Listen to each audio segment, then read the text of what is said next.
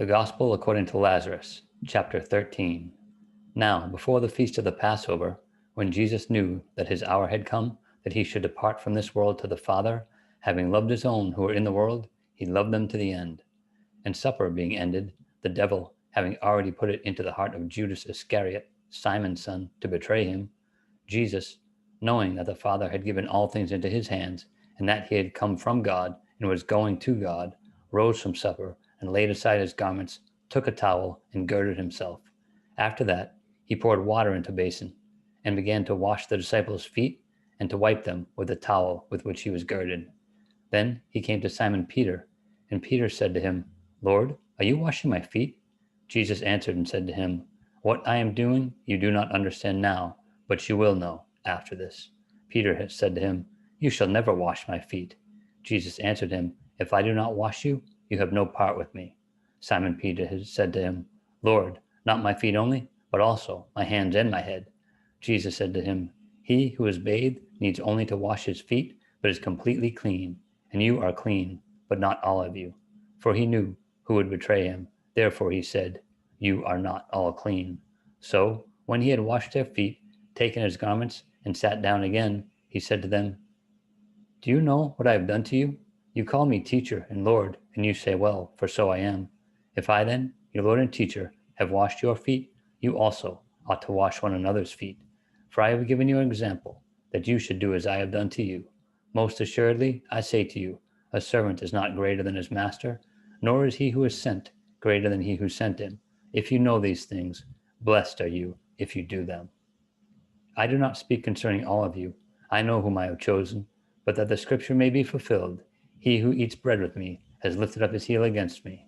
Now, I tell you before it comes, that when it does come to pass, you may believe that I am he. Most assuredly, I say to you, he who receives whomever I send receives me, and he who receives me receives him who sent me. When Jesus had said these things, he was troubled in spirit and testified and said, Most assuredly, I say to you, one of you will betray me. Then the disciples looked at one another, perplexed about whom he spoke. Now, there was leaning on Jesus' bosom one of his disciples, whom Jesus loved. Simon Peter therefore motioned him to ask who it was of whom he spoke. Then, leaning back on Jesus' breast, he said to him, Lord, who is it? Jesus answered, It is he to whom I shall give a piece of bread when I have dipped it. And having dipped the bread, he gave it to Judas Iscariot, the son of Simon. Now, after the piece of bread, Satan entered him. Then Jesus said to him, What you do, do quickly. But no one at the table knew for what reason he said this to him. For some thought, because Judas had the money box, that Jesus had said to him, Buy those things which we need for the feast, or that he should give something to the poor. Having received the piece of bread, he went out immediately, and it was night. So when he had gone out, Jesus said, Now the Son of Man is glorified, and God is glorified in him. If God is glorified in him, God will also glorify him in himself and glorify him immediately. Little children, I shall be with you a little while longer. You will seek me, and as I said to the Jews, Where I am going, you cannot come. So now I say to you, A new commandment I give you, that you love one another as I have loved you, that you also love one another. By this, all will know that you are my disciples, if you have love for one another. Simon Peter said to him, Lord, where are you going?